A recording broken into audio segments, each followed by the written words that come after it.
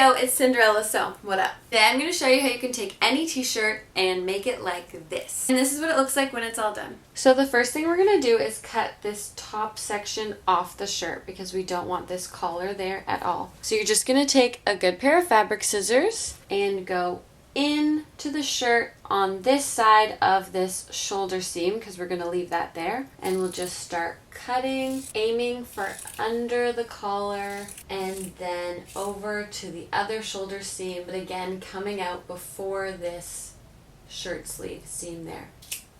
Perfect. So we have this part off, and now your shirt looks like this. The next thing we're going to do is again go in with the scissors, and we're going to cut all along this side seam all the way down the shirt. Again, you're just going in with your scissors, cutting around that sleeve seam all the way over here.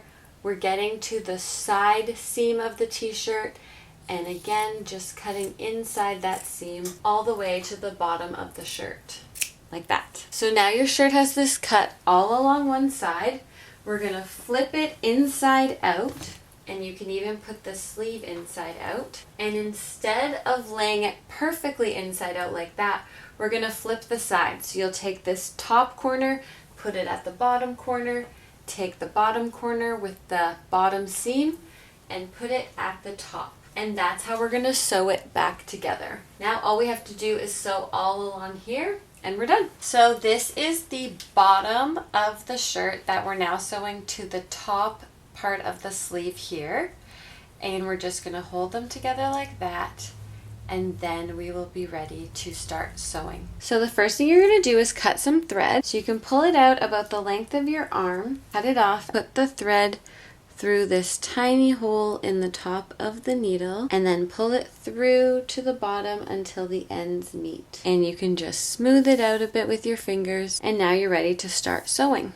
So you're going to hold those pieces of fabric together like that. And now we're just going to go down and out through both layers of fabric. Pull your thread through, but not all the way. You're going to leave that bit hanging out.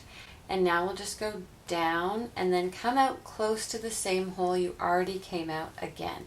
And when you pull the thread, it makes this little loop that you can put your needle through and pull it shut, and that creates a knot. So we're going to do at least 3 knots on top of each other to start sewing. Going down and out through those same holes, needle through the loop, pull it shut, and it's knotted in place. Now we can continue sewing. And to do that, all you have to do is go down and up, down and up, and then you can pull your needle through like this and then spread it out. And when you have a nice tension, it's not too loose, not too tight, you can do a back stitch, which means we go down and then come out close to the same hole you already came out. And that just holds the tension in place. So we're just going to keep sewing the whole way down, down, up, and pull your thread through. Do a little back stitch. And we're doing this all along until we get to the bottom. If you start to run out of thread, all you need to do is a couple knots on top of each other.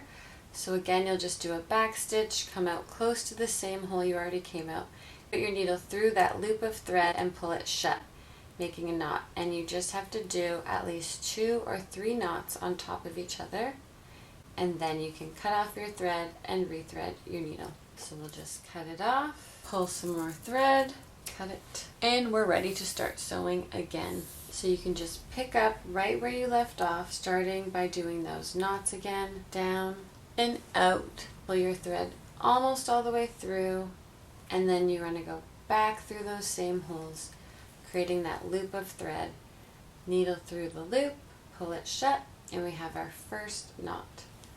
So after about 3 knots, we're ready to start sewing again. And now we just have to keep sewing all the way down till we're at the bottom. So we're almost at the end here. You're just making sure these bottom parts line up nicely. Once you're at the bottom, we're just going to do some of those knots. And once we do 3 knots, we can cut off our thread like that. So now you can turn your shirt right side out, and this is what it looks like when you try it on. So you have this cool wrap shirt. It's twisted at the front. giving it this really flattering wrap. Nice and cool. Looks completely different from the t-shirt you had just a couple minutes ago. And it was so easy. Thank you so much for watching Cinderella Sew, and I'll see you soon. Peace.